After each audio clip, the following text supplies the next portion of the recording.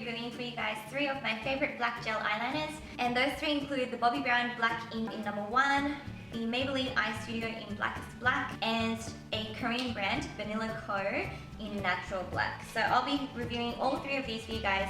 I'll be doing some swatches for you guys and showing you guys close-ups of how they apply, how well they stand up against my finger smudge test, water smudge test, as well as how long they last when I'm rubbing it with makeup.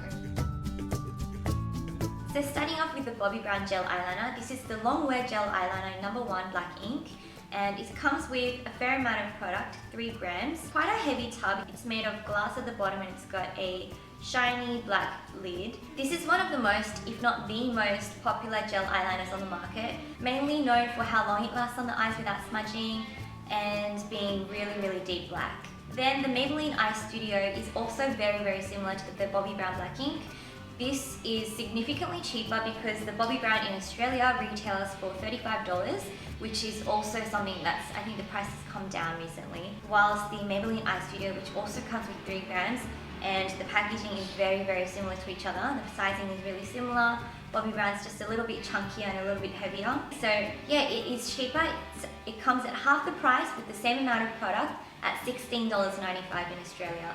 And if you guys are living in another country outside of Australia, excluding New Zealand, because New Zealand prices are really similar to Australia, this is probably a lot cheaper to you guys. So just ignore the prices if you're from a different country. Just do your own research, maybe on Google, to find out how much they are in your country. Then for the Banila Co. I Love Eyeliner in Natural Black. In terms of packaging, it is bigger than the Bobbi Brown and the Maybelline ones, just in terms of the diameter of the circle, but if you look at it height-wise, it is lower, and also the tub is not as deep. It doesn't say how much it has, so I can't compare it accurately, but just by looking at it, I'd say it has roughly the same amount of product.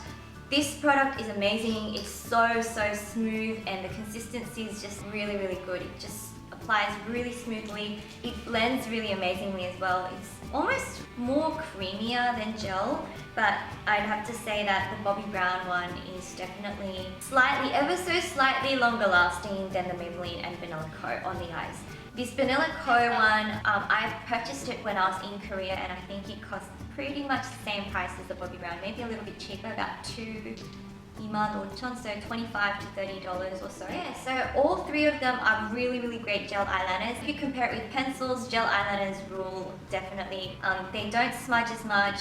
You can put it on the waterline and you won't get raccoon eyes like if you used a kohl eyeliner that's not waterproof.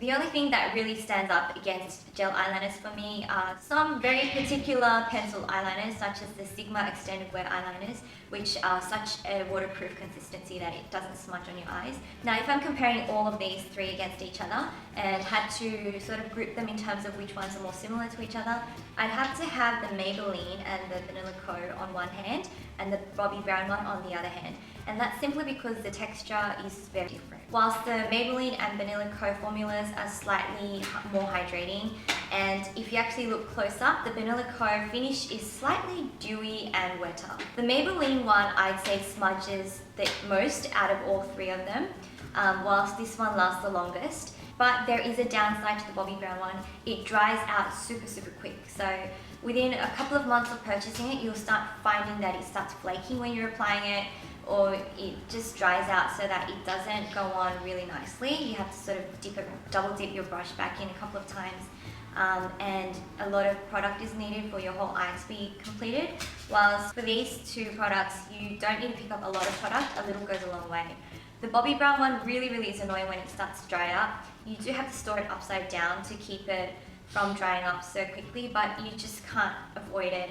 And it's annoying when it costs you like $35 and you have to purchase a new one every like 6 months or something. Having said that, the Bobbi Brown to me is the most trustworthy of all if I'm looking for something that's the most long wear out of them all. So in terms of application itself, my favorite has to be the Banila Co. one. It's just an absolute dream to apply, and this has been 8 months and it hasn't dried out on me at all. It just feels like it's absolutely new. And if you're trying to smoke out the edges, this one is the most natural. It's almost like you're blending out the edges with eyeshadow or something. whereas the Bobbi Brown Black ink doesn't blend out nicely. You have to use eyeshadow powder to blend out the edges, and even if so, because it's so matte and it dries really quickly on the eyes, it's really hard to blend it in really nicely. So Maybelline and Banila Co sort of are on tie in terms of application, but I do prefer the Banila Co one. So yeah, I can't really give you guys an absolute favorite out of all three because it depends on what I'm looking for. They all have pros and cons, but if I'm looking for a really super long wear one, for example bridal makeup, I do stick with Bobbi Brown. But if I'm looking for something that's an everyday look, then I do choose Banila Co or Maybelline. But in terms of value for money, if you don't want to spend like $35 or splurge however much it costs in your country, I do recommend the Maybelline one. It's really good eyeliner and I do recommend it. Alright, so let's go straight to my finger smudge test and the water smudge test.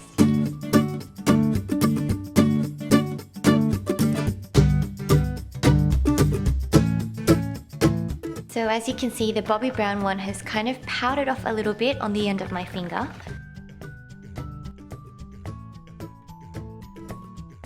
The Maybelline one has definitely smudged a lot and it felt a lot more wetter, whereas the Bobbi Brown was completely dry.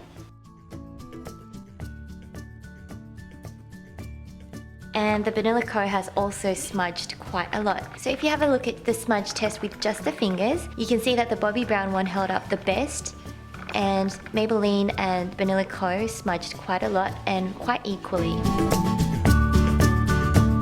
Now for the water smudge test, I'm going to take a little bit of water on the tip of my finger and smudge all three of them. Let's see which one holds up the best. Starting with the Bobbi Brown.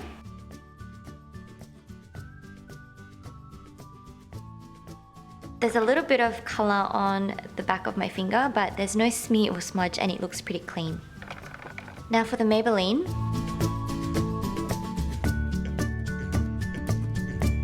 So I'm rubbing it 10 times each, and Maybelline has done pretty well with the water smudge test as well. And now for the Banila Co.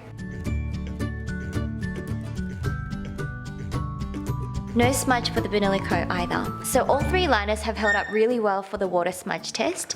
For the finger smudge test, Maybelline and Banila Co smudged the most, and Bobbi Brown has done really well for both tests so far. So now just for your information, I'm going to show you how they come off with waterproof makeup remover. So let's try testing the liners using the Garnier Clean Sensitive 2-in-1 Gentle Makeup Remover. And this is actually formulated for removing waterproof makeup. And starting with the Bobbi Brown, let's just see how many swipes it takes for it to come off completely. The Bobbi Brown one came off in 5 swipes. Right, so pretty similar so far for both of them. And now for the Banila Co.